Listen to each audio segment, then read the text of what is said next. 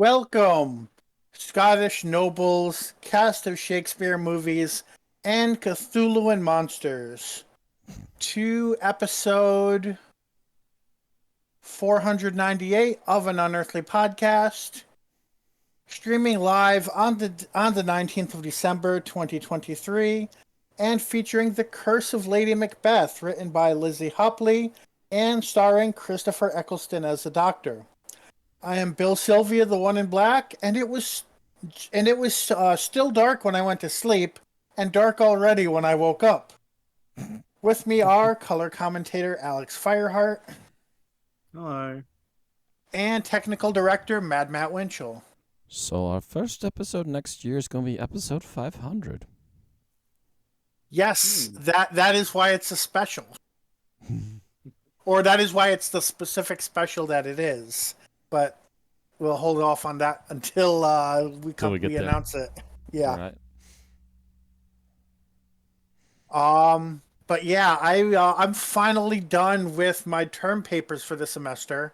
So I did an all-nighter last night, and then I crashed at like 7 a.m. and then I woke up at like 7 p.m. and I had no idea which day it was, whether or not I had missed the podcast, whether it was morning or nighttime. It was just dark when I went to sleep and dark when I woke up. It's just, I feel like I live in Scandinavia. So you slept the entire time I was busy slaving. Slaving for those penance of wages. And it was hectic at work today. Probably vice versa, considering that I submitted my term paper at like 5, 6 a.m. I was like, I'm so sorry to submit this 5 hours late. I need to go to bed now. Yes. Anything of note happen in you two's weeks? Pretty much for me, it was basically just the fact that work still hasn't made a decision one way or the other about who's getting these full-time shifts. So I half expect that whoever gets them won't be starting them until after Christmas now. Because otherwise, I would have heard about it by now. Because they would have been like, hey, you need to be coming in today. Or you'll be starting them tomorrow or something. And it's just, I'm so fucking fed up at this point. That I'm just like, gonna wait it out. Get the, like, if I don't have full-time work by like the end of January, I'm taking my long service leave money and I'm going. Fuck these people at this point. If they're going to drag their feet, you got to find something better. Which is pretty much what I'm doing right now. For those that don't know, I just recently finally took pictures of my car. Made sure to block out my license plate, even though it mostly happened on accident. Happy little accidents. But I took them just before I went off to go take my interview this last Thursday with the new job. They basically okayed me right off the bat and were wondering if I could possibly start the week before next month. But I'm like, I got to give them the time. I don't want to burn any bridges. It's nothing personal. I was going to say, you're going to start the week before the interview. I know we're a time travel podcast, but we're not actual time travelers. I need to go back in time. I'm late, Marty. I can see myself running the register right now. Hello. Great Scott.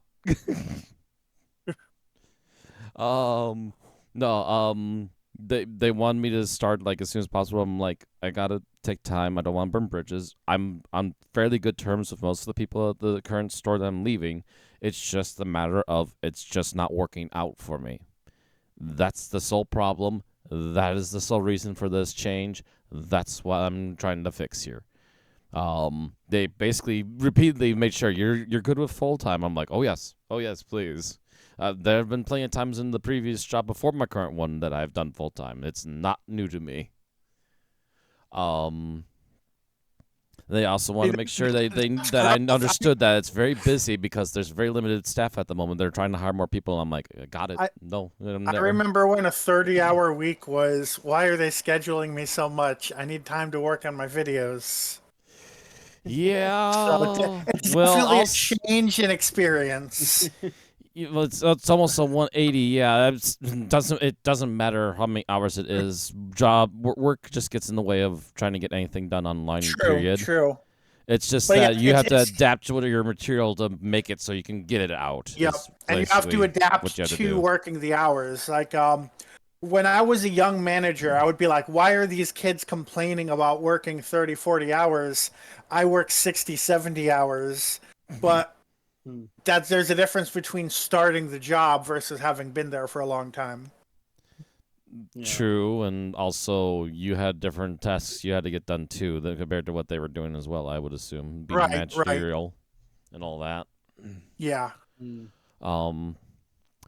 But yeah, long story short, they basically want me there as soon as possible. I'm like, let me just carefully do this.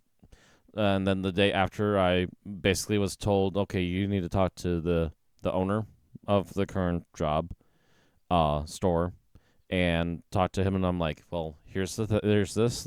I'm gonna be leaving. I understand it's a bit of a sudden thing. That's why I'm giving you guys till the end of the month. It's nothing personal. It's nothing against anybody here. I like the work here. It's just that it's not making enough. I've been stringing ramen meals for 2 months, and I'm going to be lucky if I have $500 in the account by the end of the month. That's not a good thing, especially since I came here with over 1,000 in the account. And I understand... There is logic in what he says. Yes, that's our new soundboard at Alex's request. But yeah, it needs to get fixed, and getting this job change is going to be the best way to do it. So that's basically what's going on with that. I don't think there's anything else that I can think of off the top of my head that's big, but it's just the big job change at the end of the month.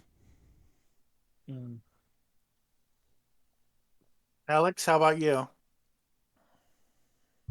Yeah, pretty much just the work thing. Other than work not filling that position, it seems. Yeah, I mean, it's pretty much that, and like yesterday I managed to get a bunch of stuff done around the house because a friend was potentially going to come over to hang out, but we're both in a similar situation where neither of us can drive, and he lives like, I mean, I think he worked out that it was like that, like Google Maps or whatever he checked told him that it would be like roughly 20 minutes away, and I was like, probably closer to 40 with traffic. Oh, I was gonna say, I'm like, is it by foot or by car? Because if you can't 40, drive, like 20 minutes is a very relative. Like, like 20 minutes by road is what it was telling him, but I assume that's like without taking traffic into account. Because like, I know Google Maps will sometimes adjust for traffic if it's like consistent traffic and you're checking the day of and not like in advance. Yeah. But yeah, it was like, it's a fair distance to come when he'd either have to get a lift from like his parents or like, because he's in a similar situation to me where he's living at home. Oh yeah, and you're not in a heavily populated area, right? So there's probably not a lot of Uber options. I mean, maybe, but it would probably still set him back a bit. To go from like effectively one side of town to the other. Because there's a fairly... when I realized around where he lives, I don't know his exact address, because unless I'm going there, I don't want to know where he lives. Aside from like, I know the suburb he lives in, but that's it. And I was like, oh yeah, that is a fair distance away. I mean, like, 40 minutes isn't that big of a distance, but... Well, I mean, like, when you can't drive and you're going to have to take, like, an Uber or a taxi, you're going to have to, like, most likely pay to get here, or if I was going to him, I'd have to pay to get there. It's like it's a bit. Yeah, I much. mean, it also depends on your budget for that. Like, it's probably under $100 US, but that might be a lot if you're not working as much as you want to be working and so forth, which is the case for you, Yeah. I know. Yeah, because like I mean, even getting I had to, because my mum went into the hospital with a gum infection like last week or the week before. Um it would have been before our last, oh no, it might have been after, I forget. No, it would have been before. Um I had to get myself to go to see the Boy and the Heron. I had to get a taxi, and that cost like $45 to get from I'm here guessing to where round or the either or one way. cinema was. That was just a one way. Mm. I mean, I think it's because of the route that it predicted that they'd take, and they didn't take that one, which is Oh, kind of okay. annoying. But that was still like, whew, that's a lot. So I've been trying to like not spend as much money as I could. Although I will say, I accidentally ordered like two things from a place I usually get food from, and both times it was like, nah, it didn't want to go through, so we'll refund you. And then later on, I get a text going, "Oh, your food's like being sorted." So I'm like, either they fixed the issue, because it did eventually arrive. Like they rang me and were like, "Okay, so what was in your orders?" There was a technical glitch, and I got everything. Obviously, I only ate one. I'll probably have the rest of it for dinner. But yeah, it was very like, oh, so I did get the food after all. At least I got what I paid for. And the funny thing is if they didn't fix that technical issue, then I'll probably technically get all that for free, because I think because I had got the text already that the money had been released to be sent back to me. So we'll see how that works. I mean, I fair either enough. yeah, I either got what I paid for, so it doesn't matter that the money's gone, or I'll somehow end up getting that all for free.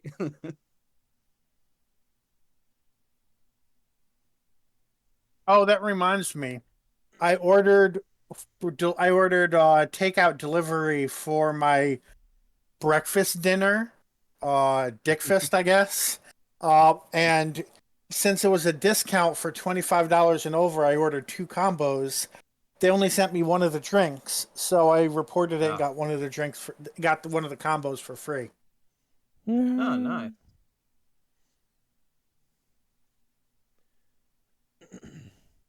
That's going to be one of the nice things about going to where I'm going to work. I'm going to be going from a nowhere town to an actual city. Ah. Which some people like, some people hate. And I mean, well, this is like an actual city, as in it's decently planned, it's decently spaced, it's busy, but it's not like big city. It's not like it's Milwaukee or something. Yeah. Mm-hmm. Just it's gonna be a nice even keel city, and just like everything's within some sort of decent reach on my way out of home. Are you comfortable saying the name of the city on air or no? I'm fine with saying the city on air. It's a big enough city. It's West Bend. Fun fact, that's also where I was born. So okay. I'm going home. I lived my first 4 years of my life there in an apartment complex. I actually saw it a couple years ago, and you can kind of still tell it's there, but it's definitely gotten a few facelifts. Okay. I would consider that a small town looking at the population, but No, that's a city. No, where I'm living, maybe. Where I live currently is a small city. It's still considered big enough to be a city. Just. I have noticed that the difference between a town and a city on paper often doesn't seem to be population. Like Athens, where I came from, was smaller than, or where I went to OU.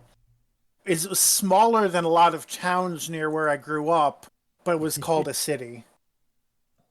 Yeah. And let's see, Probably yeah, depends on what you got there. Mayville has a population of 5,000. West Bend has a population of 32,000. So there's a big difference. Mm-hmm. Yeah. Um, I mean, where I live is technically called a city, but to be honest, it's still like compared to some other places where like small enough that I just consider it like a big town rather than a small city. like where I grew up, there were towns with populations of 40,000.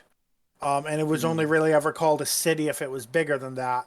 But like I said, there's definitely I would it's still either swear it's Mayville either was a just town. random based on whoever named it, or it's just there's something other, like there might be like how many libraries does it have or something like that that makes I think a there's something to difference. that later idea. I think is what the state decides as to whether or not a place is called a city. Yeah, I each think state might have its own rules I too. think it has something to do with either the number of businesses or something like that in it. And like this town, which labels itself as city, is just gotten by that number somehow. Got you. And I've also noticed a lot of places where there's like, this part is the town, this part is the city. They both have the same name, but they're separate entities on paper. And I'm like, why? Right. Because madness. But now that we've gotten into the politics of towns and cities, let's talk about tonight's show. We start off with birthdays and news. We have, it looks like, I think, just the one piece of Geek Talk. Then we have our episode summary, review, final thoughts, and ratings. I'm assuming that nobody's doing a Shakespeare fact check. I'm certainly not a Shakespearean scholar. I had to look at the Cliff Notes to remind myself of the plot details. And actually, I could have added Geek Talk, but I just happened to think of it now, and I'm like, we'll wait till next time. Okay. So we can start with Alex with the birthdays. Yep. So starting on the 13th of December, we have Hamish Wilson, who played the sort of faux Jamie, or like the face change Fiction Jamie. McCrimmon. Yeah. In The Mind Robber. Would have been 81, but died in 2020 at the age of 77. On the 14th of December, we have David Maloney, who is the director of 8 different stories in the classic era from 68 to 77. Would have been 90, but died in 2006 at the age of 72. On the 16th, we have Nicholas Courtney, Alistair Lethbridge Stewart from 68 to 75, and also in 83 and 89. And also in the Sarah Jane Adventures. Would have been 94, but died in 2011 at the age of 81. On the 17th, we have Jacqueline Hill, who was Barbara Wright from 63 to 65. And I forget what the other story is, but she did show up in the Tom Baker era as well as a different role. Would have been 94, but died in 1993 at the age of 63. And finally, our one 19th, surviving birthday. Yeah.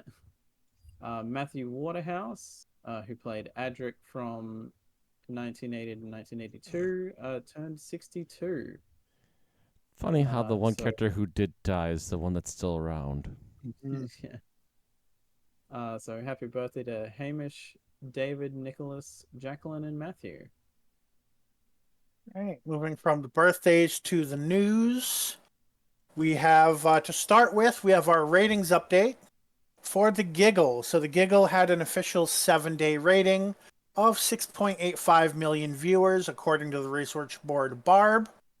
The official rating includes those who recorded the program and watched it within a week, which that's the classic phrasing. I'm thinking that also includes iPlayer because it's 2023. This made the episode the 10th most watched program in British television for the week. And there's a note that all 3 of the 60th anniversary specials appeared in the top 10 for the week. I think it's for their given weeks, not for that specific week. Yeah, Although, uh, the top rated show was the Saturday broadcast of Strictly Come Dancing, with the Sunday results show taking second position. And I'm a Celebrity, Get Me Out of Here took spots 3 through 9, making Doctor Who the number one proper fiction story for the week. And as we mentioned last week, the appreciation index for the episode was 85. Wild Blue Yonder, we covered the actual numbers, but this gives us some more detail. Wild Blue Yonder had a 7-day rating of 7.14 million viewers, making it the 9th most watched program on British television for the week, after Strictly Come Dancing, but not the Sunday show of Strictly Come Dancing, because there was no eviction that week. I guess they have like a Survivor style thing going on. And no surprise, I'm a Celebrity, Get Me Out of Here won positions 2 through 8. Mm-hmm. Which is We still do not have the Disney Plus numbers for weeks 2 and specials 2 and 3. I'm not sure where those are announced, or I'd go look them up myself. I think Barb would release those eventually. Okay. Is what if I'm not mistaken from what I hear, because I know some people who talk about what numbers are officially from Disney Plus, and I believe Barb is the only place that releases them. Disney might release them ahead of time if they're like extremely good numbers. So I don't think Disney's under any obligation to tell anyone except for their shareholders that information. So. Yeah. So apparently, but then again, they've been known to just randomly just go hush hush, even if it is good numbers. So it's Disney. They're paranoid. So either way, eventually in about a month's time, Barb will finally have some numbers, I believe. So moving on, we have some interviews and other quotes from cast and crew, starting with current cast and crew. We were talking about the Bigeneration last week, so here is what RTD said in the iPlayer commentary track. It said, so a whole timeline Bigenerated then. So Sylvester McCoy's woke up in a drawer in a morgue in San Francisco, and John Pertwee's woke up on the floor of the laboratory. They all did. Most of those, the modern doctors, just end up in their own TARDIS. I'm not sure how that's supposed to happen, but okay. What? So Peter Capaldi's just woke up in the TARDIS. Oh, he means that the regeneration happened in the TARDIS. So Peter Capaldi's just woke up in the TARDIS. David Tennant's 10th version is still out there, just woke up in the TARDIS. Again, there's one TARDIS, so I don't know what... Are there 5, 6 doctors in the TARDIS? Right? Well, there's 2 TARDISes. How many of them per TARDIS? Yeah. This is not helping, Russell. This is not helping at all. This is making an even bigger muddled mess. Exactly. What the actual heck is happening, Russell? This is a mess. Yeah, it's either one of those things of like the Batman Forever clip of this just raises too many questions, or the Austin Powers thing of, oh no, I've gone cross-eyed. Oh no, I've gone cross-eyed. But, yeah, because it's just like the more you think about it, the more confusing it gets. It's not. It's not. This actively made it worse than what we thought last week. Right. He specifically shake my head in shame, Russell. I don't know what's going on in there, but you need to knock it off. So John Hurt, Christopher Eccleston, 2 versions of David Tennant, Matt Smith, Peter Capaldi, and Jodie Whittaker are all somewhere in the TARDIS as we speak. What? How? Yeah. What? No, seriously, well, what? Depending on which TARDIS it is, 3 versions of David Tennant in the same TARDIS. Right. I mean, this is one of those things where, like, it would, if really all he did was just go, oh, well, I just used this as an excuse. So, like, anytime previous doctors show up again and look older, we don't have to, like, hand wave it. Because that's what it was just easier to hand wave it. Yeah. Like, I assume that's what this was partly done for. I think that was kind of the inspiration, because especially this probably was written around the time he came up with the idea for Tales from the TARDIS. Yeah. So it's like, and like, you know, the cynical part of me is like, well, David Tennant's clearly going to want to come back at some point, but he's also getting to a point where, like, in another 10 years' time, he's not going to look the same way he does now. So we need an excuse as to why he'd age. And rather than just hand waving it, this is an excuse. But yeah, I mean, I would go on a thing about the whole concept again, but we did that last time. It would have just been so easy to set the I just started reading the 20th article. anniversary of Modern Who in Billy Piper's timeline. I mean, in Rose's timeline. I just started reading the article, and then one of the quotes here: "Big Finish Audio Adventures is going to have a field day with this." No, they're not. Yeah. You just muddy the water so bad. Even they're just looking at this going, no thanks, Russ. You keep that. No way. No thanks, dog. Mm-mm. I mean, I could maybe see them doing something with it, but that would be more like what if. Be more of them trying to make it make sense. All right. To avoid spending another half hour on this, just because we spent a long time on it last week as well, Yeah. I'm going to go ahead and move on to the next interview. So BBC Newsround presenter De Graft Mensa interviewed Ncuti Gatwa at the London premiere of the Christmas special. So going through, of course, the headline is Mensa asked Gatwa. He noticed that there's a big musical number being worked on upcoming. I know there's one in the Christmas special. This may or may not be a question about that, but they ask, will we see Ncuti Gatwa singing at any point? And he says, yes, you will see me singing. Where he says, yes, yes, yes, you will see me singing, which may be excitement or it may just be how he talks. I don't know yet. We haven't seen him on screen very long. Mm-hmm. Which I'm not surprised, given that like we've seen clips of him like dancing and stuff. He seems to be a very like musical theater type actor and type doctor. So that's really not a surprise. There's also So he's good for it. Gotcha. There's also if anybody listening has watched Sex Education, I would love to hear, does he sing in that show or in any other work that he's done? And if so, what's he like? Again, he seems like the kind of actor that would take to that very well, but I've just never seen him in anything. So I'd love any insight. Another comment, race is definitely an element we are not shying away from contending with.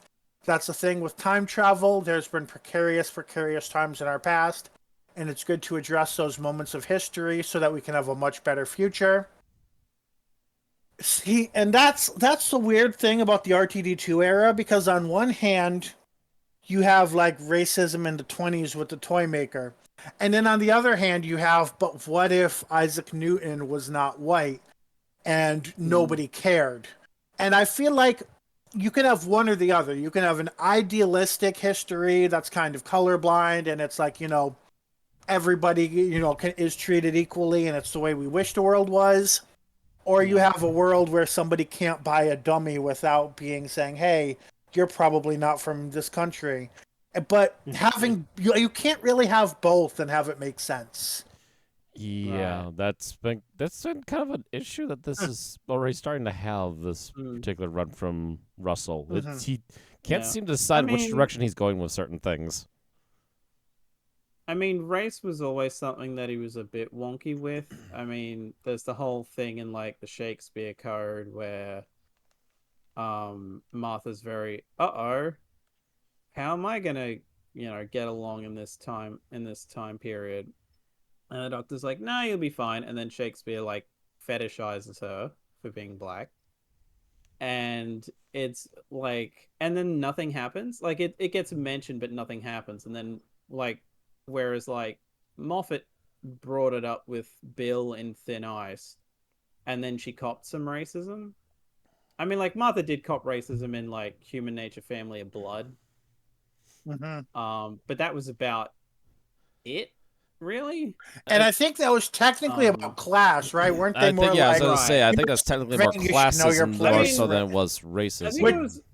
think it was a bit of both. I think we Because can interpret it because as like both, but it was only explicitly about class. right, like the woman who had the sort of love interest for the doctor in that was very like, your kind can't be a doctor, which was very Okay, race okay. rather If than that, class. yeah, Like, that's fair. yeah, she wouldn't believe that she was a doctor because it's like, oh well, you're black, so of course you can't actually be a doctor, um, and all that. Although this And being British nobility, your kind could also be a class Again, the thing, class. but It's yeah, it you make depends a on fair how point. on the blunt on the nose it is to say for sure what they meant by it. Right. But yeah, yeah, and then like you skip ahead to like Rosa in the Chibnall era, and Ryan's getting slapped and called the soft N word. Like, and Yaz is being called Mexican, which is Pakistani, because to them, Oh, all brown people look the same. on a related note, this is a little off of Doctor Who, but it's on this type of topic. I did a as part of my intro to college first year transition course, we were supposed to do a course on like microaggressions and just like, what do you do if you see these sort of occurrences happen, in your life in college, and how to stand up for yourself and other people. And like for the ones that were like, oh, you're kind and comments like that, I like nobody in the class understood what it was supposed to mean. It's like I don't know, and maybe it's because they were all from like the same Midwestern state where they were maybe didn't have a super. I mean, actually, no, because some of them were from like Miami and shit. So that, but these yeah. Either way, like when you're dealing with like kids and family programming, these sort of sly things and dog whistles, people aren't necessarily going to know what the writer is kind of slipping between the lines. And as much as people say, oh, that's why the MCU is bad, is because they make everything obvious and nothing, there's no super deep cuts when it comes to social issues, uh, which you can agree with or disagree with, but that is what this intended audience will understand, is the things that are relatively obvious, whereas super deep cuts might even go over the parents' heads. So it's something to keep in mind when writing a story like Doctor Who, that you want the lowest common denominator to understand what you're saying, Yeah. when you're trying to portray important issues. I mean, I'm also kind of wary uh with that. If that means Russell is going to be bringing in like writers who are black, or just generally writers of color in general, that would be nice, because I mean, Yeah, again, going back with Chibnall, he didn't write Rosa outright. That was yeah, co-written, and yeah. like Demons of the Punjab was written by an actor of like a British Indian actor. And on that note, it's So much better to do that than Chibnall tried to remedy it by having things like the doctor turn to the camera at the end of the episode and say, like, see kids, this is why you need to recycle. And that's also not the way to do it, because then nobody's going to want to listen to the message. as if the rest of it wasn't a resounding thud, you just made it an even louder thud and just made everyone go, "Ah, fuck this."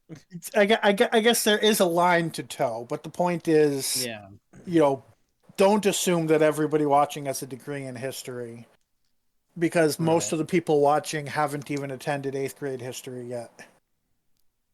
Pending, but yes. All right. Moving on from Gatwa interview, we have I think this was a podcast with Russell T Davies. Let me see. Um, so it was Helena Bonham Carter, Russell T Davies on Joe Wiley BBC Radio 2 show. And the part that's specifically of interest is that basically uh, Carter had been previously offered roles in Doctor Who, and RTD basically said, well, I guess sometimes she turned it down for time reasons, but he basically said, turn it down. We're going to make sure to get you a bigger role. So the takeaway is basically that RTD is dead set on Helena Bonham Carter getting a big, like, important role in Doctor Who. Which, I mean, some people, and of course, you could, it's her, she has had a bit of an acting career. It's no surprise that somebody would be interested in her as an actor. Yeah. At the same time, this is getting a lot of flack because RTD has been making all these statements about, oh, he's making this decision to help trans people and this decision to help other groups of people. And then Carter is an outspoken advocate in favor of, like, defending J.K. Rowling's transphobic statements. So basically, everybody following that is just like, so RTD is full of shit whenever he talks then. And I think a lot of it comes down to people in show business protect their coworkers and they kind of ignore the bad things about their coworkers. And you see that a lot. And I'm kind of thinking that might be what this is. He likes her work, so he doesn't care about the things she does outside of work. But it does make it really hard when he's said, oh, we're breaking precedent and having magic clothes appear because it might give transphobes ammunition against trans people. But now you're hiring somebody who seems to at least defend transphobia, if not even, I haven't seen anything of her being, of her own statements saying that making transphobic comments.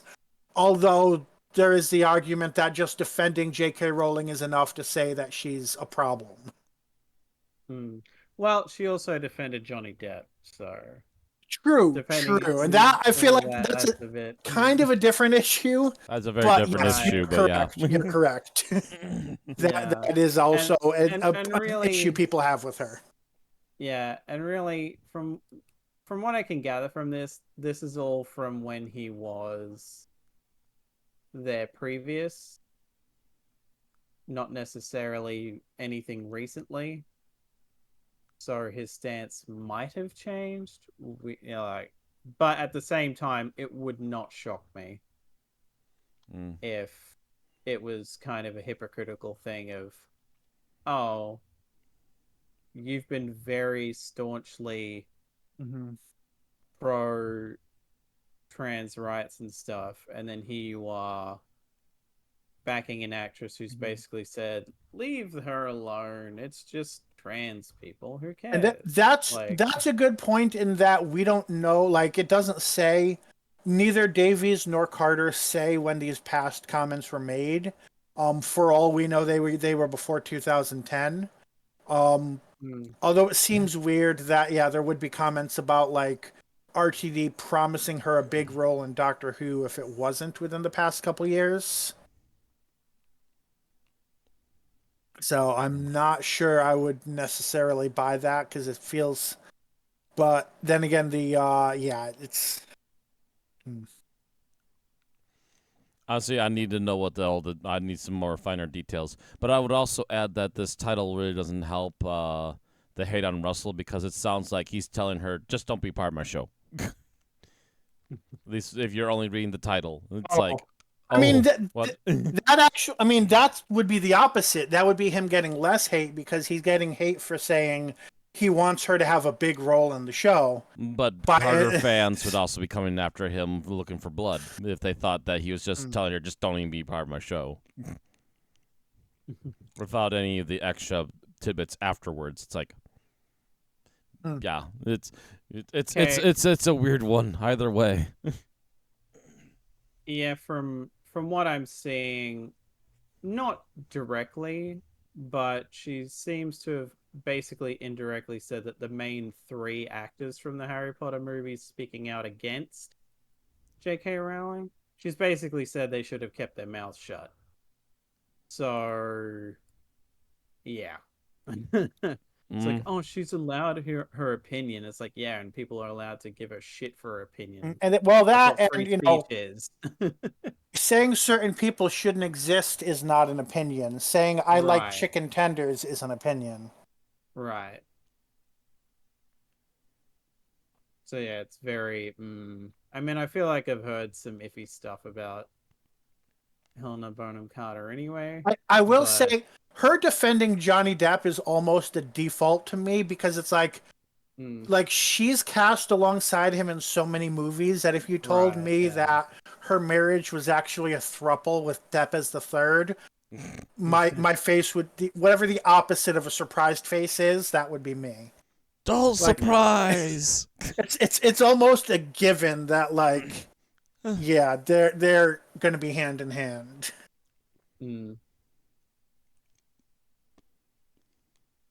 All right, moving on to our next piece. And this, I didn't think it would be a news story. And actually, I didn't even realize, this didn't even seem to be super new. This seems to be opinions he's had for a while. But there was a viral clip of Christopher Eccleston was asked at a convention Q&A, would he return to Doctor Who? And yeah, this apparently happened very recently. But I'm not I think a week seeing, or two ago. Am I? I just happen to know people were covering it, so I know it happened like a couple weeks ago. Yep. For the Love of Sci-Fi 2023, which was why is it so hard to? Okay, these websites are not making it easy to find out when this Q&A took place. But it was recently. So after being asked, would he return to Doctor Who? RTD said, sack Russell T Davies, sack Jane Tranter. Well, RTD said. Oh, sorry. Is that what I said? Yes. Christopher Eccleston said, sack Russell T Davies, sack Jane Tranter, sack Phil Collinson, sack Julie Gardner, and I'll come back. So those are the 4 people, or at least those are the main people that he has issues with and has had issues with since 2005 regarding whatever happened on the Doctor Who set during the filming of Series 1. Seemingly, the convention was the 2nd and 3rd of December. Okay. The 2nd and 3rd of December, and then it went viral shortly after our last podcast. He also specifically commented, and I think in that clip, this was literally the next lines he said. I think it was on the next question was do you regret being associated with Doctor Who?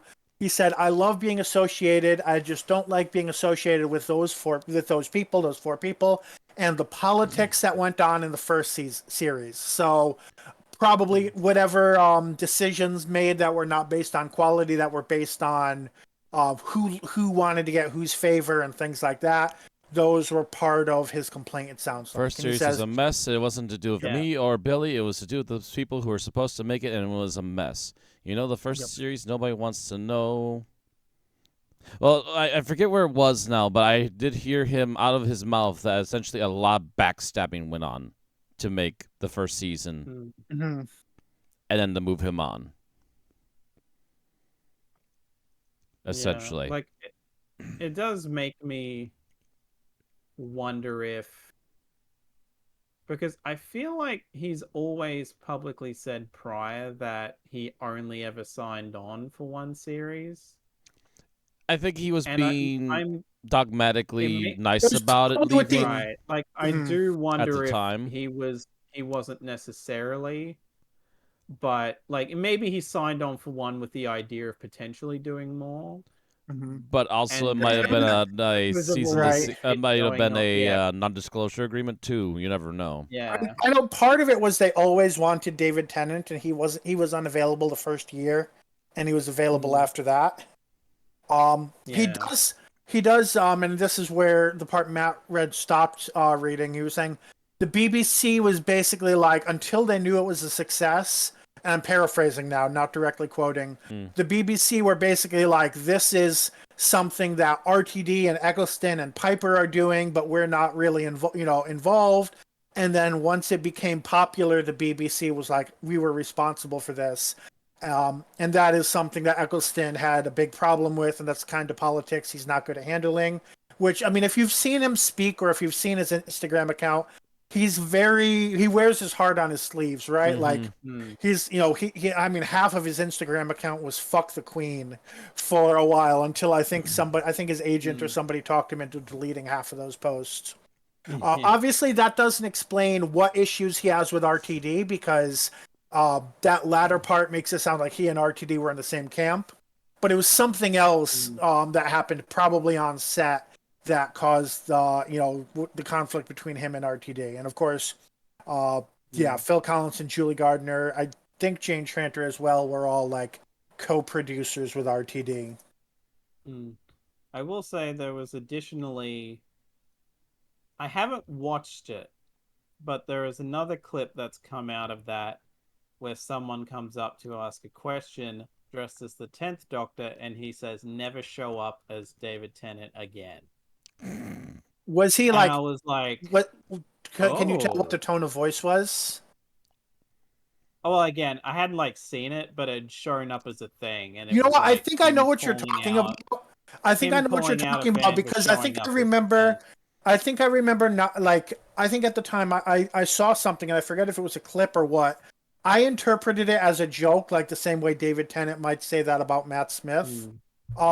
It's also hard to tell with sometimes the way Christopher Eccleston can be very like aggressively voiced. I did not interpret that as anything against Tennant, but it's possible. It's possible I Well, I mean, misinterpreted like, it. if not, And again, to be fair, he's been depending on the very friendly with them, tone. and I believe Tennant was part of that circle he was friendly Right. with. He doesn't mind, again, being tied to the show or being tied to the other actors that have played the Doctor. His main problem is the people that were behind the scenes that basically backstabbed him.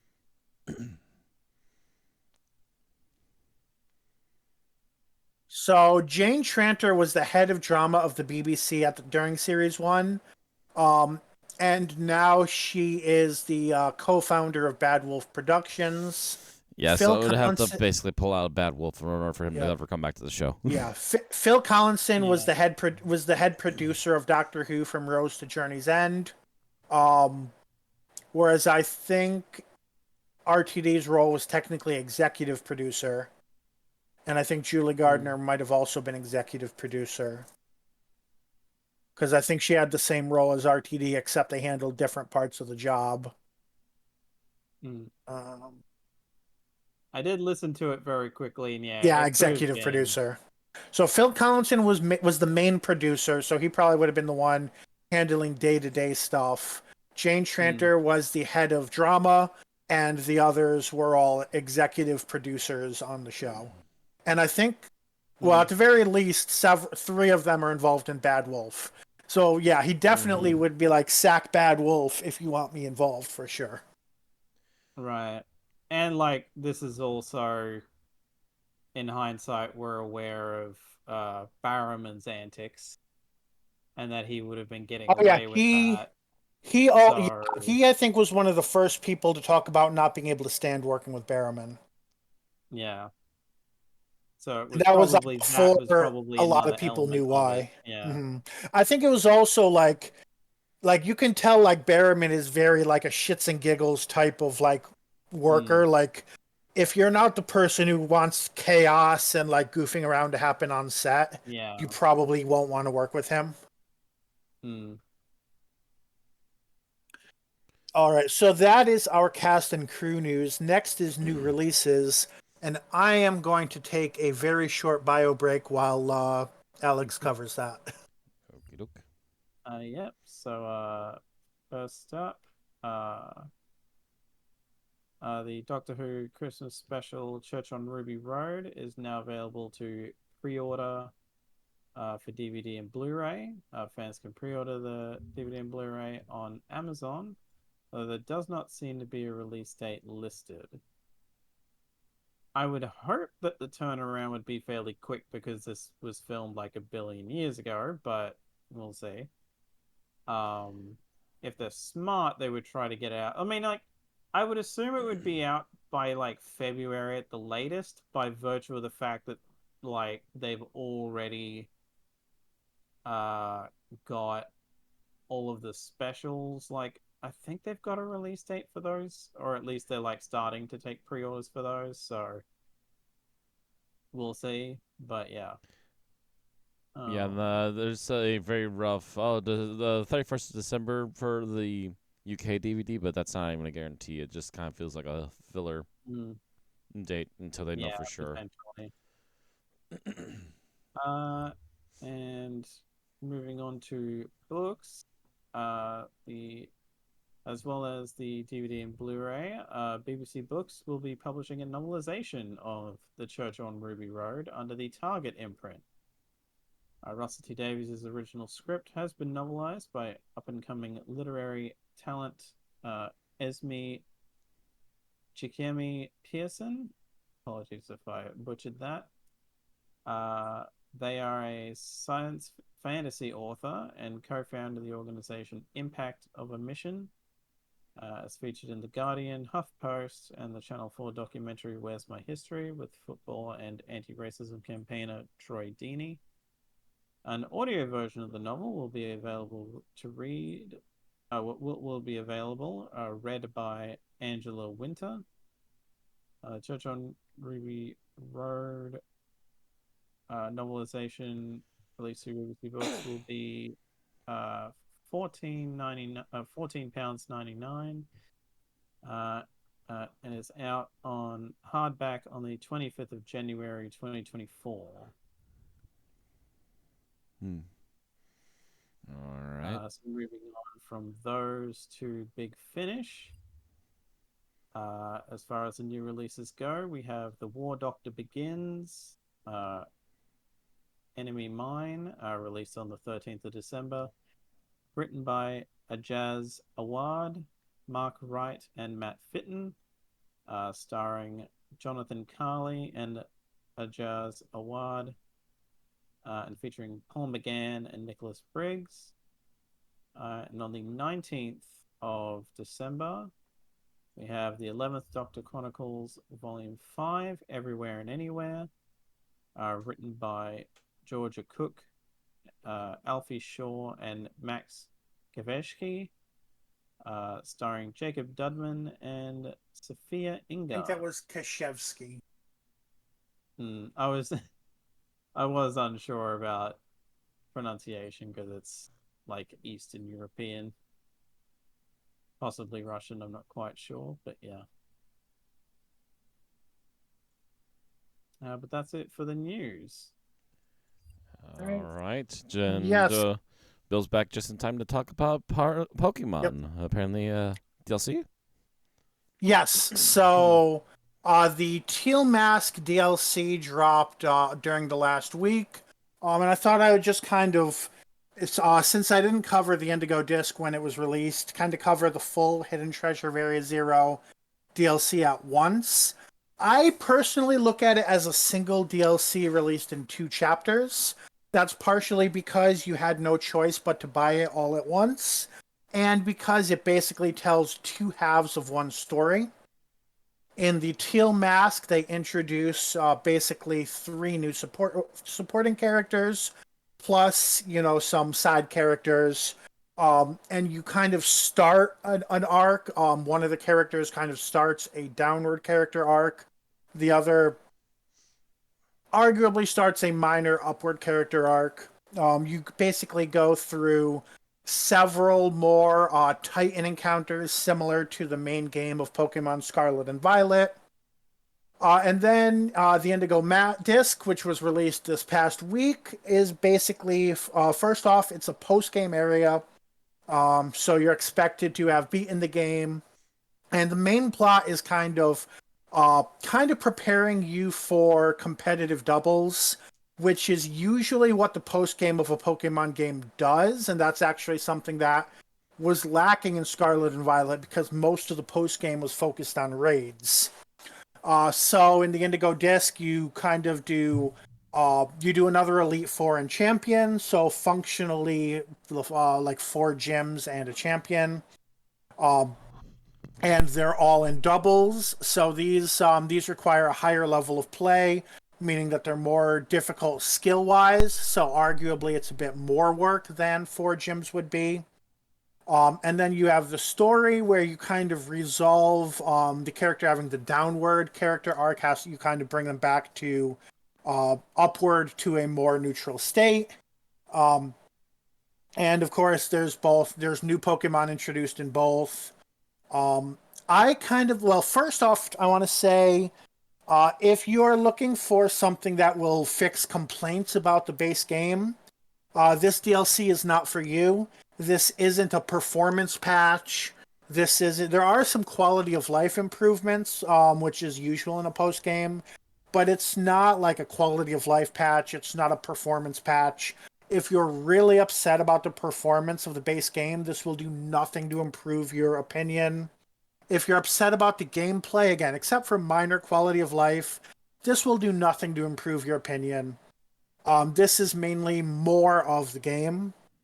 And it's I couldn't figure out exactly because it's kind of complicated to do it's math to do, but it's basically between 1/3 and 1/2 again of the original game. So some of why it's complicated is one, it sort of ends abruptly, and that's actually because there's a third part to the DLC, which is kind of a secret. Basically, data miners have found that there will be a secret item, which is probably going to be released during Pokemon Day next year, which unlocks an epilogue story, which is short, but it kind of resolves things a little bit more and ties them together. So there's that. It ends a little abruptly. And also there's the fact that so it technically more than doubles the Pokedex, but that's not as much as it sounds like, because if you've been playing Pokemon for a long time, most of those are returning. Of course, you can just upload them from your Pokemon home. So you kind of have a choice. So if you're someone who really likes to explore, to do things in game, to do as much in game as possible before uploading things from your past games, there's a lot to do. There's probably, and that's probably what they want, is basically they use some mechanics from Legends Arceus, and it's basically explore this new area for 30 hours, do these like minor quests like catch a Pokemon and travel 500 yards for points, and then use those points to unlock quality of life, or unlock new Pokemon that you can catch, or unlock secret bosses and rematches and things like that. So you could spend a long time doing that stuff. Alternatively, you can bring all of your Pokemon from past games, complete finish out your Pokedex in about 15 minutes, catch the new legendary Pokemon that are introduced in the DLC, and then be done. But then, of course, you would still have to grind if you want to do the rematches and secret bosses. So, depending on how you play the game, there's maybe 10 to 15 hours if you really rush it and you kind of upload your Pokedex from past games, versus easily 30 to 40 hours if you really like exploring open world games. And it's really built saying that that's what they want you to do. They want you to just go around, explore, and do all of this stuff. Unfortunately, the kind of exploration quests are not implemented as well as Legends Arceus, because you can't implement a system like that easily in the post game, because you can't really tie it to catching specific Pokemon or doing things for the first time, because you've already been playing the game for dozens of hours by the time you get to this point.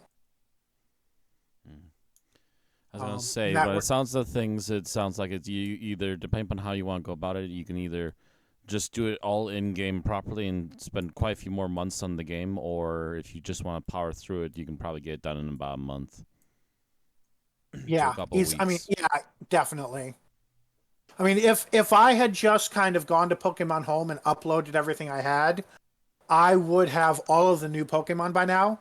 but I still would be nowhere closer to unlocking the secret super boss. And I have not actually seen. I know people have beaten him, but I've never seen what that fight is like, so I don't know how hard it is yet. The game builds it up as being hard, but I don't actually know how hard it is. Obviously, it's a post-game area, so there are a lot of people that are having trouble with the battles in general. But if you've ever done competitive, the battles are probably pretty easy. I mean, easy in the sense of strategy. You're still going to Yeah, it depends upon how much difficult you're fights. aware of what you're walking into. Right. Like I've watched Wolfie VGC, who's a former world champ of Pokemon competitive, and like he I think he won all the fights first try, but it wasn't like he breezed through it. Like he had to actually adjust his strategies as time went on because the fights are not a pushover fights. So the price is another issue worth mentioning. So for Pokemon fans, getting $40 for a DLC is an improvement over the past. Because 10 years ago, they would have just been, okay, here's the third game, I don't know, Pokemon Blueberry or something, and you're going to, this has all of the new content in it, you're going to buy it for the same price. 2023, a common game is $70, and you're going to have to repeat the whole main story plus these extra bits. So now what they do is, here's a DLC that has all of the new stuff. The DLC is $40 for these 2 chapters. Now, again, I said this is roughly half of the original game again, depending on if you care about everything or if you only care about certain things. So if you don't want everything and you don't want to explore, it's less than half of the original game again. So, yeah, I mean, compared to other games, I think $40 for a DLC like that is pretty steep. But I don't know if they have a lot of incentive to reduce the price, given that, 10 years ago, they just would have put out a new game and sold millions of copies. That plus Right. Nintendo, and Nintendo's notorious for just never reducing name prices, like hardly Yeah. ever. So, as much as I think that next year they should maybe release 2 DLCs, one for $10 and one for $15, or even the second for $20, they're probably just going to keep reducing it as a bundle, basically a season pass for $40. Right. Honestly, it's stuff like that that's the reason they'll probably never stop releasing 2 at once instead of just releasing 1. Yep. Which, like, it is a method that is probably going to have to die out because you can't really justify anymore the idea of releasing 2. They still have a big enough audience to justify it. Oh, they Well, can I justify mean, like, it, yeah. It's that just that it's eventually it's gonna- antiquated. It's very antiquated because it was basically based around the fact that these were supposed to be handheld, tiny games, and that trading was like your only way to get all the other extra stuff that the other game had that you didn't. They actually doubled down on this. So in the base game, there's a Pokemon that you can only evolve if you're in a session with at least one other person, playing together. That's something they would do then too. And in the DLC, to get all the legendaries, I think you need to do at least 13 quests. Like the exploration quests I mentioned. Yeah. If you work with other people in a group session, you can unlock group quests, and you need to do like 13 of those group quests in order to unlock all of the returning legendaries.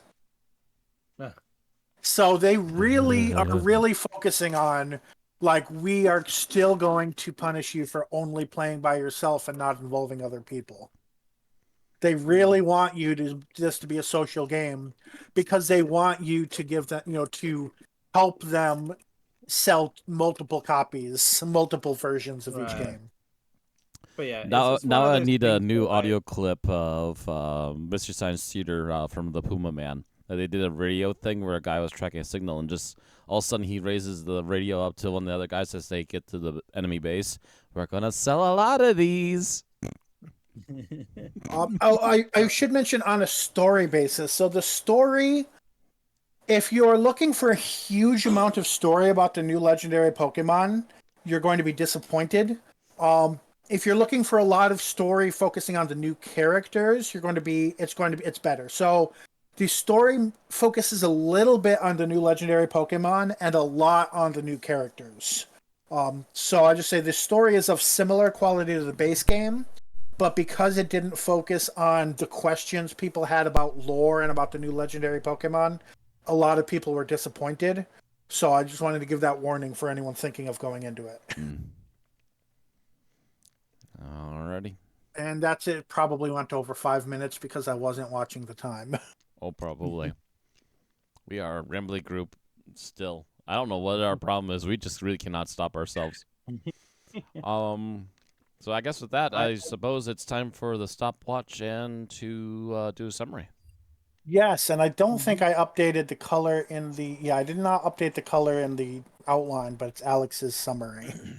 All right, Yeah, Alex, are you ready? I made sure to check, but yeah, I'm ready.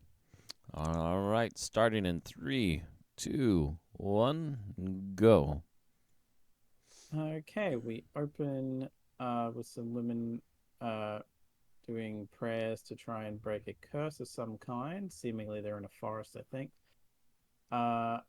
When the doctor shows up, the TARDIS appearing, having scared off some of the women, but not the one who turns out to be Lady Macbeth. After convincing her that he's not a blue man, she takes him back to the castle to show him a curse that seems to be besetting Scotland, or at least the kingdom of Moray in Scotland.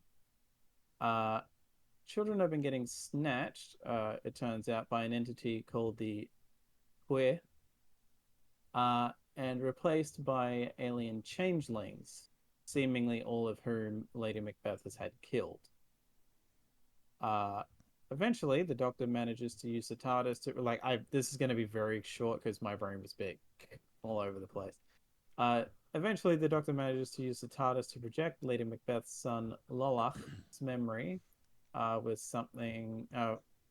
with an entity seemingly coming out of the projection itself, from the cave that it was in, and passes through Lady Macbeth's father, Kinnaid, with the Doctor realizing the Fwa has possessed him. Later on, the possessed Kinnaid tries to convince Macbeth to kill the Doctor, so King Macbeth, not Lady Macbeth, only to fail, with Kinnaid managing to ultimately fight off the influence of the Fwa and expel it somehow, dying in the process, while the Fwa is allowed to escape. The group then go and find the seemingly cocoons that they thought were the Fwa offsprings, but in fact was containing the as of yet unchanged babies of the women of Moray. The story ends with Macbeth's victory over King Duncan, and the Doctor and Lady Macbeth sharing a goodbye before the Doctor leaves in the TARDIS. The end. All right, 2 minutes and about 30 seconds. There would have been more detail, but as I was listening to it, I was so tired that my brain was like, I can't. I'm trying to So I remember had what I to would look. add there. Yeah, Yeah. they believed originally that the Queen had killed the children, but she had been storing them away in a safe tower in the castle. Also, Yeah, she kind of told them she was killing the children, but then the Doctor realized she wasn't acting like someone who would do that. Also, yeah, the kids were attached to changelings, and they weren't just babies, by the way. A few of them were hatching on back out at the end on their own, but a few that needed help were babies. They were attached to some sort of weird thing that was going to eventually change them and fully become the changelings of this weird entity, but because the entity had been scared off, essentially what it was trying to do to them was slowly just unraveling itself. And also, I believe Lady Macbeth scared off the entity with the power of her forgiveness for her father, despite the crimes against her previous husband. I would if I had a power of love on the soundboard, I would click that. But I think then we might get Power of love. Right. we might get VOD muted if we did that. So Well, I think it would be like short enough that you'd get away with it. put But 4 seconds in. It'll be Yeah. it'll be literally a second long clip. They're not gonna be able to catch it every time. Make sure to talk through the clip. Oh. All right. Yeah. By the way, a lot of Gallic names in here. Yeah, it's Yeah, it'll be that's very like- hard for a lot of us Yeah. American and You would Aussie be folk to say pronouncing these them. names because As you can tell, I was tripping over some, and I even actively avoided going with, which is funny because the spelling is different. How they spell Lady Macbeth's, like the name she's referred to most of the time Gruach. is I'm sure. I know I didn't have the right accent on that. I'm not attempting Yeah. a Scottish accent. It's not happening. which is why we have to agree with the doctor just to call her Rue and be done with it. Yeah. yeah, it's like the spelling on the TARDIS wiki has an A in it, but on Wikipedia, the one that's like, oh, this is the woman that seemingly inspired the stories of Lady Macbeth, it's spelt with an O instead of an A. So it's like, are both technically correct? Rue Or, O? I don't know. I think it's still pronounced the same, but it's just spelled different. But those kinds of This is also why I just hate the English language. Because it'll take multiple letters and pronounce them all the same way, and then it'll Yeah. take the same letter and pronounce it 6 different ways.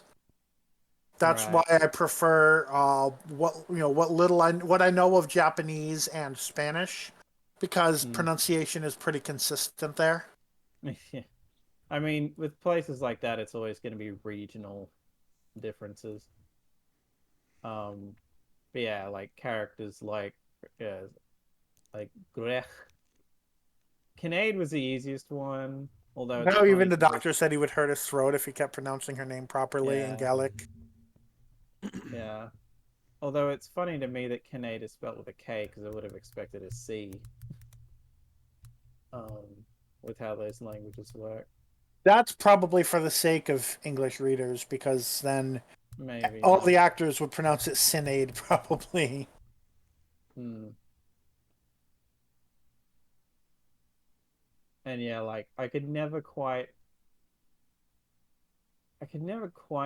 wrap my head around the evil entity. It's like Fueth, I think. Uaf.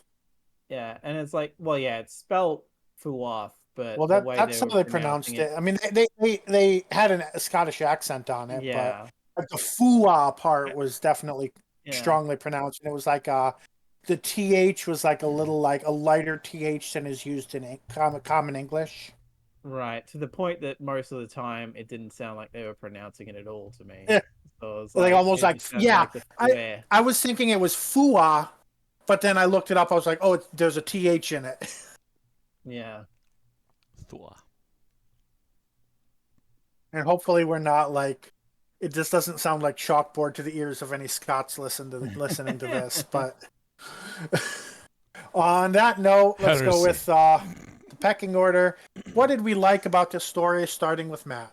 What do I like about this story? I see a lot of things to like. Which one do I want to go with?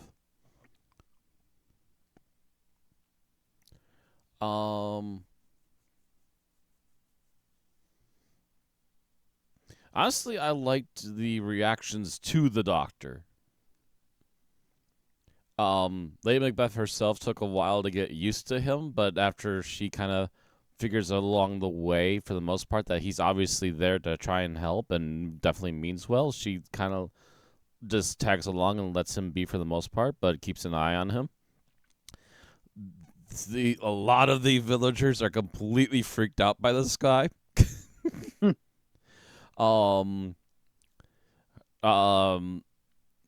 Her father thinks he's a madman, and at first her husband literally wants to try and kill the man.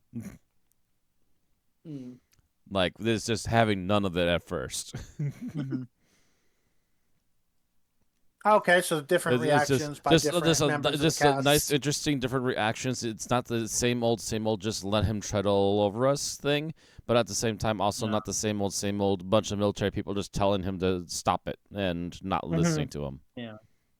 It's a Okay, little bit of a fair. breath of fresh air to see some different people with some different mindsets have a Mhm. interesting roundabout with him. Funny that there wasn't any like the Fuoth isn't real like person. Right. I mean, Well, this is an era of heavy superstition, so I'm not entirely surprised, to be yeah. fair. I mean, Lady Macbeth herself says once that she doesn't believe in it, but then, like, with 5 minutes everything later, I that do believe in spooks. goes along with it, yeah.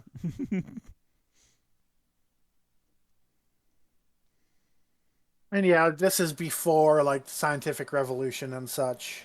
Hmm. All right, Alex, what did you like about this story? Um, I guess just the acting in general. Um, and it was also nice. Like, I'm going to have to assume a lot of this, by virtue of being in the UK, they just went, you know what? Let's just hire a bunch of Scottish actors and maybe get them to tone their accents down if need be. If anything, it should be toning their accents up. Oh, you But know what I mean? Like, maybe if they were the like, TARDIS translates it to. right. I mean, I guess my point being like some of them might have naturally very thick accents that they have Mhm. to tone down for like a TV Scottish accent Yeah. kind of a deal. Yeah. Mm. They're kind of converting it Um, to. That just gives me flashbacks to the people that were like, "Wow, I like this Jodie Whittaker doctor. It's a shame I can't understand a word that comes out of her mouth." And I'm just like, "You can't understand any of that?" hmm. Which I guess is how you know that I've listened to a lot of British TV at this point. Right. Yeah. There's stuff I can Um, listen to, and I'm just watching some of my family sometimes, and it's like, what? They're like, I can't understand half the words coming out of their mouths. I'm like, come on. Y'all need to sit down and watch some Monty Python. Hinsdale. um, yeah, generally from like the still a fairly small cast in that, and Eccleston himself, it was all fairly solid acting. Mm-hmm. Yeah, it was a very small cast because everybody on the main cast. I mean, this is not specific to this story. The previous Ninth Doctor story was similar. Everybody on the main cast seems to have two or more roles. Mm. I say there's at least 5 people that I can think of that were distinctive characters, and I wouldn't be surprised if they did Yeah. some backups each of them. Lady Vastra is the only person that doesn't have 2 credited roles. Yeah, And I guess that's because they didn't want you mistaking her for anybody else. right. Just to be on the safe side. No other named characters. Stamp. And I guess well that also if she if she Anglified her accent a little bit more, then people might have thought that she was a lizard woman from the dawn of time. She can speak tongues. All right. What I liked about the episode, I guess I'm going to say the Doctor. He was very quick-witted, he was quick on his feet about everything going on. Like you really thought at this point the lack of a companion would have started to grate and be like, oh, the Doctor needs a companion. But he's done very well without having a companion. And of course, it helps having characters like like Rue, to take as a companion for one story at a time. In that function, and yeah, it just it sounded like he really enjoyed being in the part, and it was fun to listen to. Yeah, I will say that's something we've also touched on in a couple of the previous episodes of his audios. He definitely seems to be falling into the part of the Ninth Doctor again really well lately. Mm-hmm. As long as those 4 people aren't on set. Mm-hmm. which RTD does have a relationship with Big Finish, but I guess it's not enough of a relationship that It's not a big it's directly gonna, tied relationship. He'll maybe come in once in a while and do Mm. some stuff with them, but it's not like he's there Mhm. every day or anything, as far as I'm aware. He still has plenty of Right. other TV things he's doing. Yeah. If they were to meet in the green room or at lunchtime or something, then bad things might happen. Would love to be a fly on the wall. hmm All right, what did we dislike about this story? Starting with, I believe Matt. Yes, Matt. I didn't like about this story. Well, they definitely hinted at it. I have to say, at first, I wasn't quite understanding. They didn't seem to express very well what the monstrosities were supposed to be looking like, outside of the children suddenly, like, being basically blank-faced with whatever Yeah, changing was happening to them. they said the children had no mouths and that they all looked the same. And then there was a picture of a Cthulhu octopus monster on the cover. And I think that's really the only appearance information we get. So that's apparently got to be the Yeah. main entity, although it looks a lot more solid than what my brain was telling me. hmm Also, Yeah, it's I supposed to be think just a squiggly thing on the ground, too, not like some sort of upright Cthulhu thing. So it's like, my descriptors are getting a little weirded out here. Yeah, like the squiggly thing on the ground, I think was supposed to be like Maybe a psychic projection, of but itself, it's really maybe? Yeah. unclear why the psychic projections were happening and what they were meant to signify. Maybe Like it was attempting to find somebody or find at the doctor's feet, they saw the babies, and Yeah. I think the baby, or no, like the kid, like the prince drew a picture of, I think, the Fuath, which the doctor saw at Rue's feet, Yeah. and it's The thing that almost got her feet. yeah, it's very Which, unclear. Yeah, it's what still those. very vague as to what that thing Mhm. was. They don't really describe it very well. Yeah.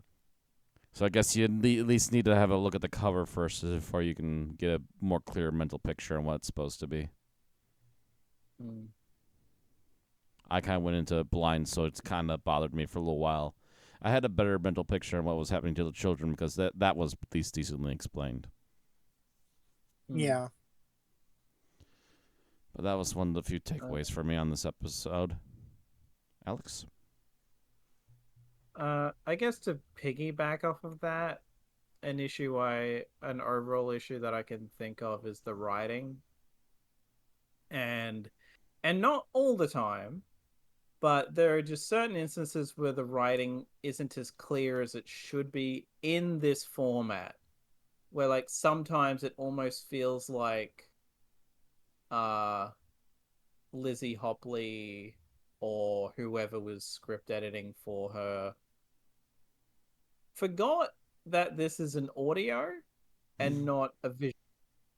And I feel like that's like I've said that a lot about Big Finish stories, so I can see where you're coming Yeah. from there. By the way, the editor was Matt Fitton, who is kind of a regular at Big Finish, so he should be pretty, relatively skilled at editing these stories at this point. Yeah, you would think, but yeah, it seems like they lapsed a little bit on this one. Because I feel like that is a fear I had, like getting into Big Finish stuff in the first place was like, oh no, are they going to be basically writing these as if they're like stories that were like effectively like telesnaps, where like if that was going to have that kind of a vibe to it, where it's like we're going to write it as if it's a visual medium. I will say it's definitely And still better than have to telesnaps, but figure it out. there is still a risk Oh once in a while. Mhm. Like Yeah, they're a lot more likely to be, and I think a lot of the editing comes down to things like she's sitting in the corner quietly, or or other things like that.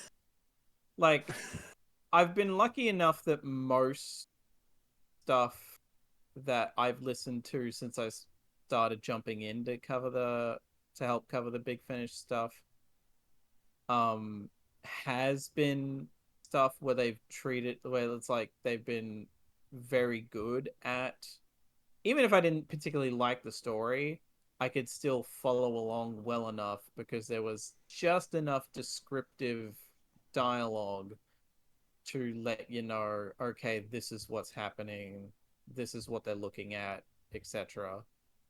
But this had a few instances where it was like that felt very telesnap, where I'm like, what just happened?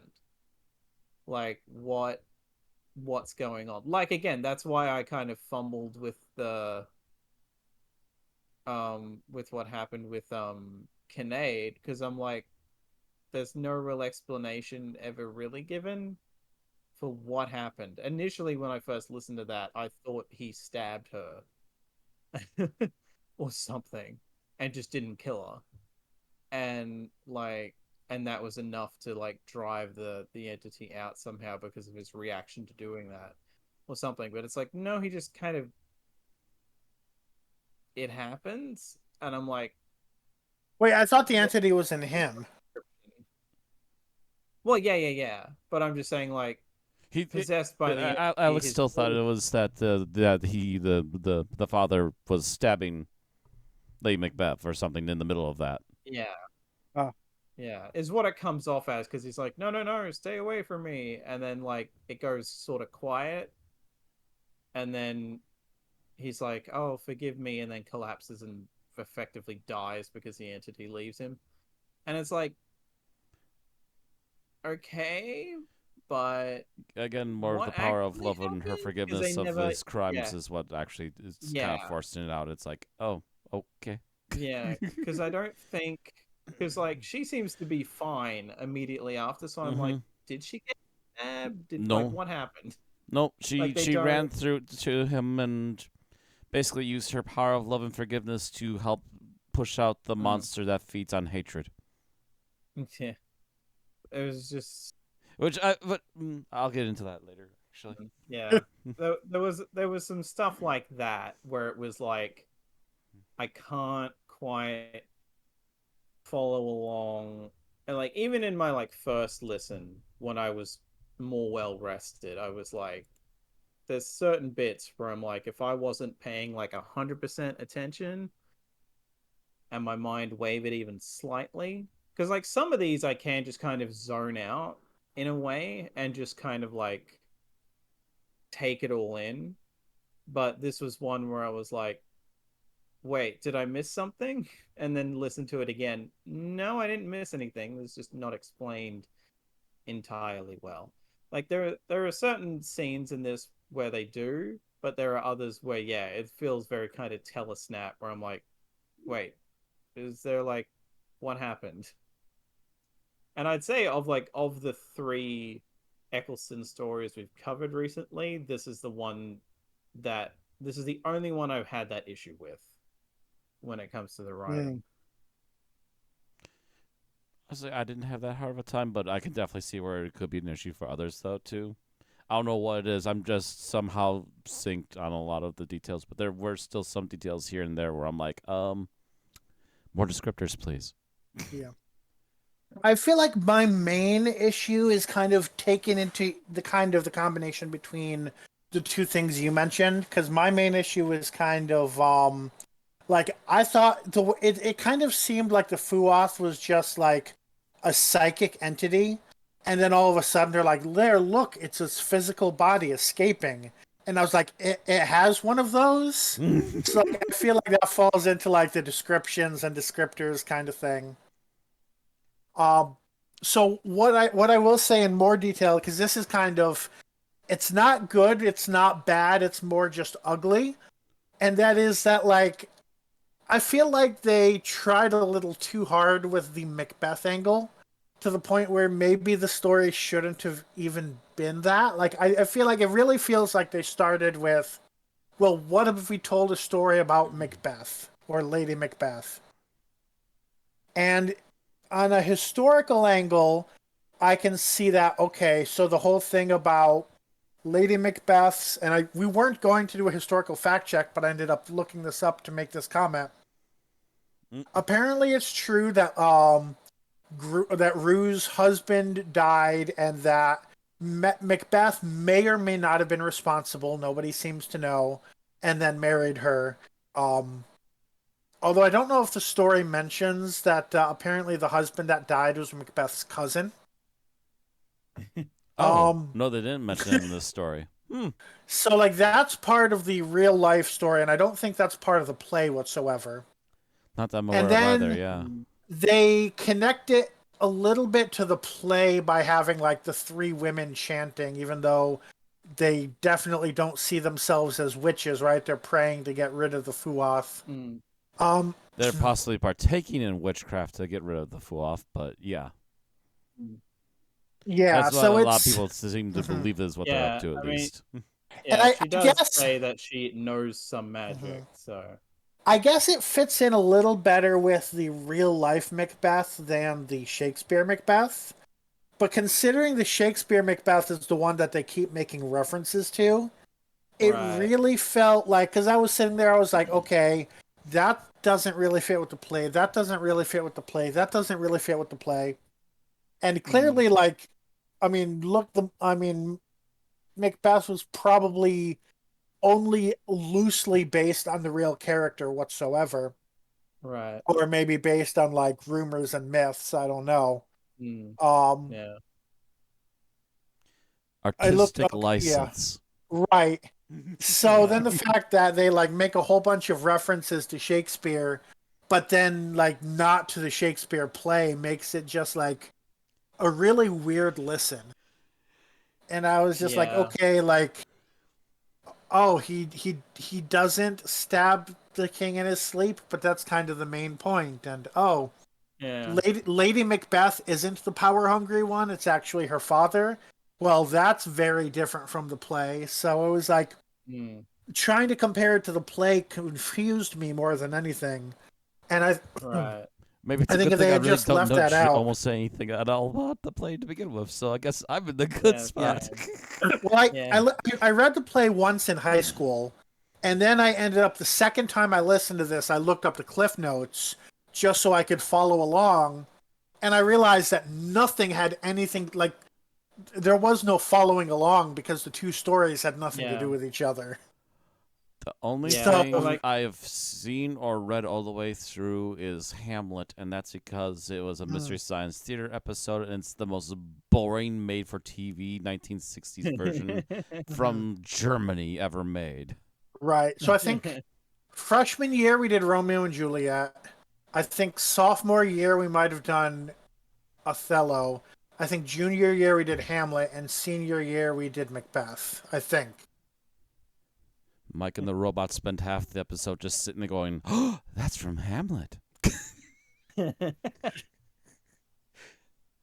yeah, it's one of those things of like, you almost wonder if it would have been more interesting to be like almost like how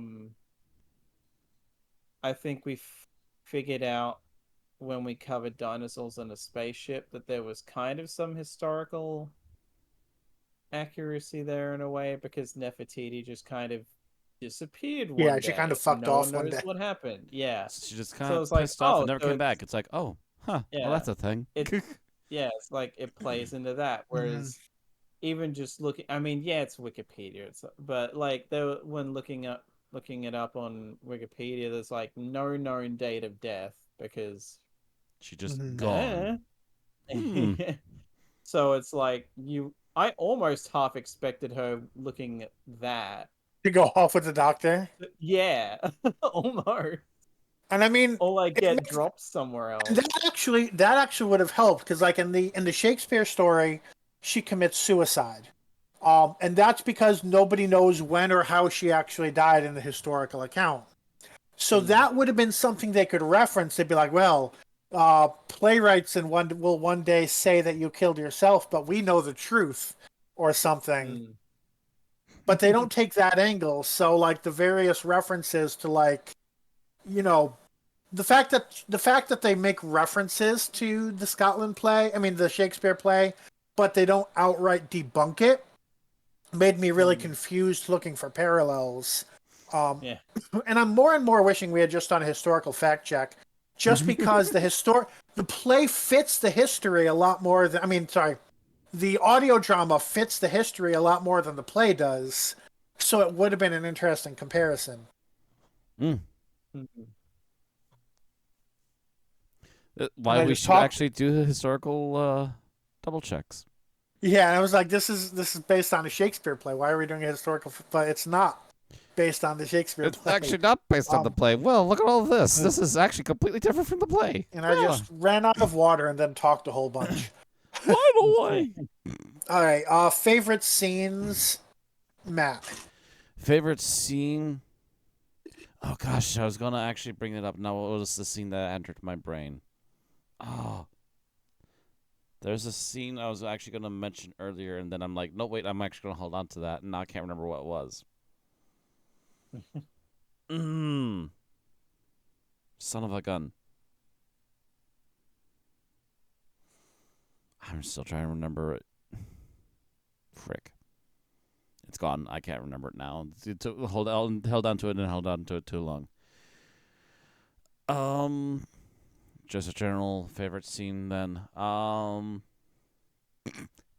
that's actually a pretty good for the opening scene of him just walking up. Hello, ah! People running away. Is it the ears? I don't know. Hello, you're not. You're the only one running. Hi. And then they called him Blue, and I was like, okay, he doesn't look blue. Oh, the TARDIS. No. Mm.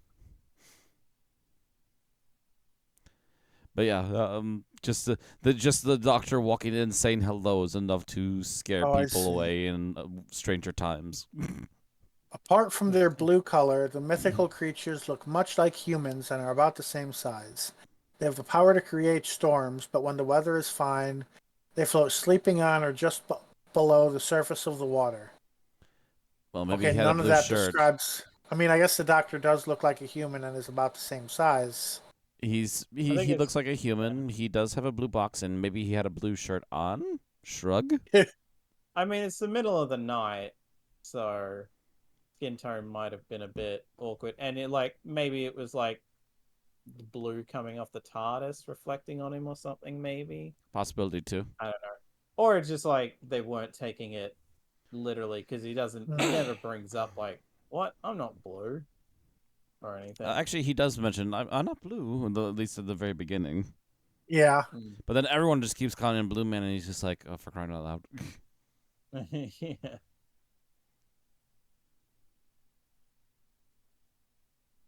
All right, Alex. What was the scene I was thinking of? I guess I can't remember what most of the rest of the whatever scene it first happens in.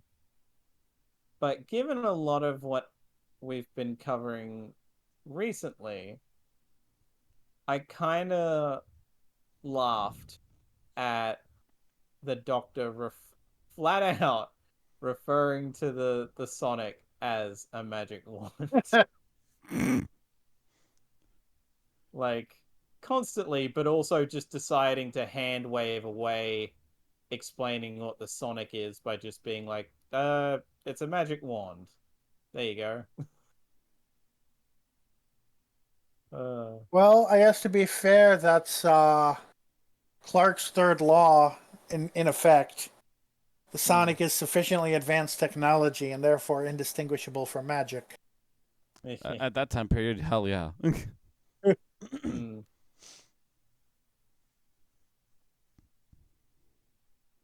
So my favorite scene.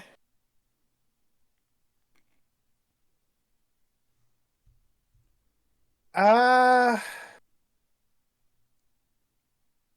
guess I'm going to go with the Doctor meeting Macbeth, which again does not fit the play whatsoever, because in the play, like Macbeth kills all of these like sleeping people and like has people assassinated and kills women and children. And in this, he's like, I will not strike an unarmed man. But that's not why I like it. It's just more the fact that, like, people are, like, coming up with reasons why Macbeth is like, oh, he's sending his men away because he doesn't want them to see him kill the doctor. And the doctor is like, oh no, he doesn't want like the fight to like spill over and hit any of them. And Macbeth is like, oh, you're a smart man or something like that. And I'm like, okay, Mm. like there's at least some they're understanding each other and connecting at that certain level, which is good to see. For they're not just like, oh, he's a warrior king and therefore we're gonna shit on him. We're like actually gonna Yeah. connect with him, doctor to to leader, essentially. Mm. All right, least favorite scenes, Matt. Least favorite. Um.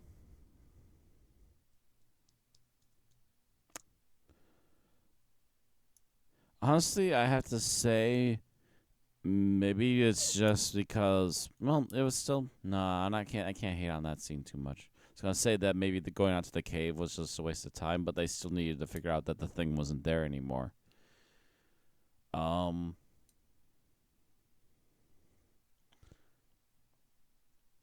And that was good, if nothing else, for just the sake of actually having time travel in the story at some point. Uh,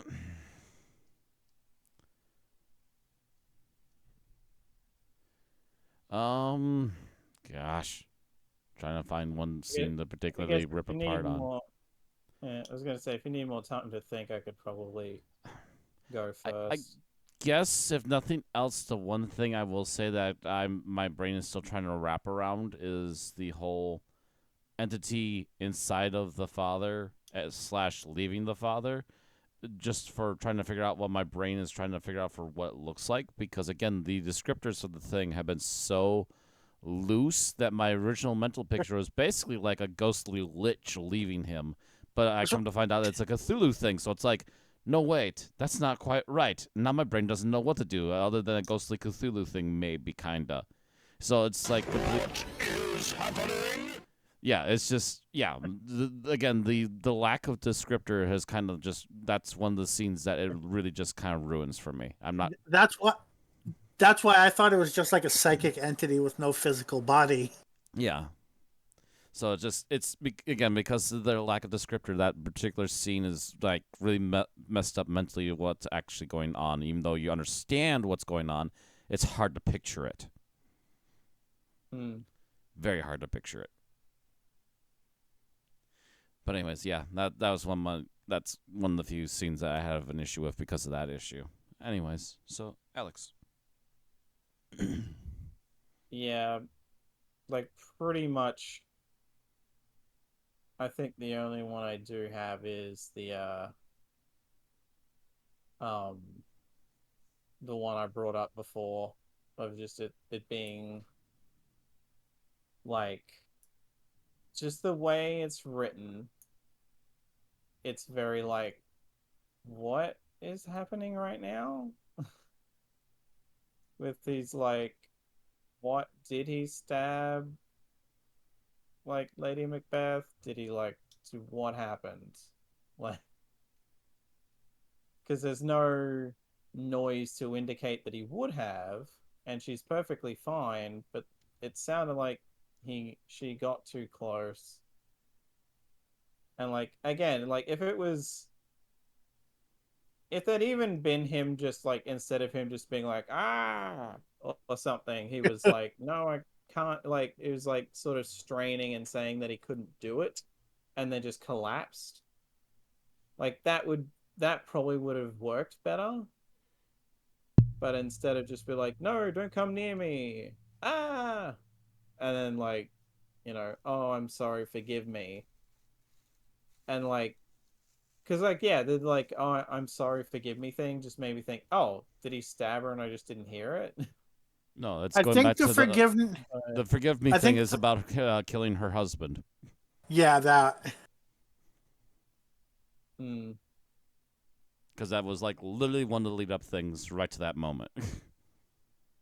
Right. One of the But big again, like reveals. in the moment, yeah, in the moment, it's very like, I'm not quite certain what's going on, because this feels very like watching the end of the Underwater Menace, and it's telesnap, so you have no clue what the hell is going on to a point, and it's just like, this this needed a little extra work to just like again, if it had just been like, no, I can't do this, and then he'd collapsed and she'd like run over to him and be like, oh no, father, or something, and then he'd like sort of died in her arms saying that he was sorry about everything, that would have worked better than just kind of, oh no, don't get close to me, I might kill you. Well, I'm dead. like sorry, and then dead. It's like very something feels really weird about that. I like again, in an audio only setting, that dialogue, the way that was written was a very odd choice. Whereas if it was visual, it would have been able to work because they would have been able to do a lot of facial expressions and this, that, whatever. But just as dialogue in an audio drama, it was like, no, it needed to be slightly more. It was like just slightly tweaked to work a bit better for me anyway.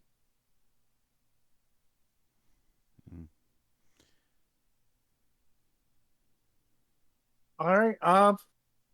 So I think my least favorite scene, I'm going to say the scene where they just let the Fuath go to exist in the Scottish countryside, where Macbeth is all running like exterminate, and the doctor is just like, no, I have the psychic pattern of the Fuath, so I'll know what happens. And yeah, because the TARDIS is super reliable at stopping problems before they occur and taking the Doctor where he wants to go, right? That's exactly what the TARDIS is known for, isn't it?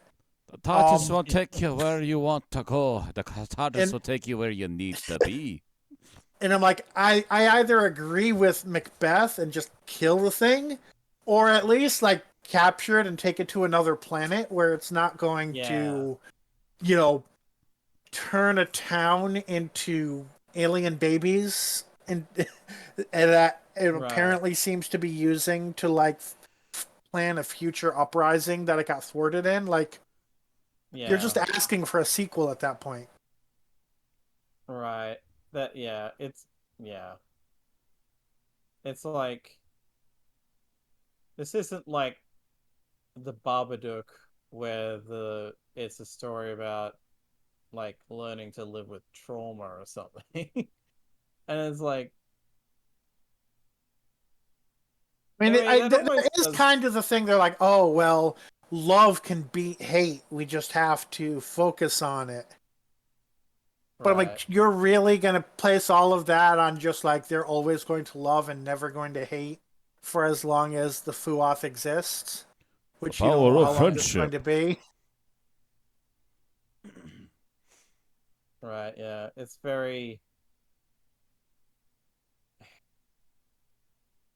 yeah, like it is one of those weird things where like you would think the doctor would have just been like, no, no, no, don't kill it. Just try to like capture it so I can take it with me when I Mm, leave and like dump it somewhere else in a on a like a on a like a barren planet where it'll just starve to death or something. hmm And Because obvious, I then mean, if we take the you could Shakespeare route, I guess we know that the Fuath wins because Macbeth mm, kills the king and then yeah, gets killed by everybody else. So yeah. maybe Macbeth gets possessed by the Fuath, but I don't think that's actually what they were trying to imply with this story. It's just the Right. results of combining it in with Shakespeare. Mm. Right, yeah. It's very like leaning a bit too far into the new Who stick of, oh, we can't kill anyone, even though that they do it plenty of times anyway. Mm-hmm. And like, yeah, it would, and the funny thing is like if you wanted to potentially leave it open to where you could bring that entity back, the Doctor dumping it on like a planet where it won't be able to find sustenance, that could still lead to a sequel story where like some people land on that planet. Ooh, finally it's got people to go after, you know? Mm-hmm. And like either the doctor just happens to be there or they take it back to their planet and the doctor ends up on that planet, you know. It can work. You just gotta think like put a bit more thought into it if that's what the idea was. Mm. All right. So last 10 minutes or so. Let's move on to final thoughts. Final thoughts. I think this was generally a pretty good episode. I think it's just a little sketchy on some finite details that need to still be there. Otherwise, this one's actually going to rank pretty highly for me. It was very entertaining to sit through. And that's basically my thoughts. All right, Alex. I feel like this is one where I like it. It's decently solid, but it's like, would I go out of my way to listen to it again? Probably not. Like it's by no means bad, but it definitely feels like it's like, I mean, even wasted potential seems a bit mean. So it's not so much that it's wasted potential, so much as not living up to like the full potential of what it could be. There's a slip in With standards. like, yeah, like a few more passes than it probably could have been a lot better than it was. But you know, I'd still recommend people give it a listen. But yeah, it's very falling somewhere in the middle for me on this one. Not, I don't love it, but I don't hate it. It's just kind of there in the middle somewhere. Well done. Yep. So I'm kind of in the same area. This, for being one of our stories read for our reviewed for the sake of it being nominated for its quality, I didn't like this as much as some of the others. Um, I think a lot of it came down to the last act or so and the lack of understanding what are we supposed to be seeing. What are we supposed to be understanding about what's going on? Is the Fuath a physical or purely psychic entity? Um, how exactly is it defeated? Is it just that like there's not enough hatred to sustain it, but it still survives anyway? All of those questions and just kind of the issue with having enough details that they become questions in the first place. So I don't think this is a below 3.0 story by any means. There are a lot of strengths, but there's also a lot of average components that keep it from being a really high ranking story for me. All right, ratings. All right. I wanted to give it higher, but it does need some definite detail fixes. And if I'm having that issue, I expect it to be even worse for other people on certain levels. So as much as I would love to give it a 4.5 or higher, it's stuck at a 4.0 for me. 4.0. Alex. Yeah, I feel like as much as I enjoy the acting in that, there are certain things that are like just a bit too unforgivable that it knocks it down slightly. So I'll give this a 3.5. 5. But I feel like that's the lowest I could go. And I think I'm also going to go with a 3.5, bringing the story to an average of 3.67, which is out of 458 things reviewed. What do we say? 3.67. So that is number 283. Oof. It is on par with Decree to the Croman. And it is not as, or just below the Destroyer of Delights, the Evil One, the Innocent, and Master. And it is better than Fright Motif, Dust Breeding, the Beloved Devil, the Similarity Engine, the Time Machine, and Death's Deal. Alright, that is all we have to say about the Curse of Lady Macbeth. Let us know in the comments what you think if you've listened to this week's story. Don't forget to like the video if you've listened this far, subscribe on YouTube to get our exports, or follow us on Twitch to get notified when we stream. Next time we move on to the new Christmas special, The Church on Ruby Road, written by Russell T. Davies, and starring Ncuti Gatwa as the Doctor and Millie Gibson as Ruby Sunday. We will see you then. Please be careful.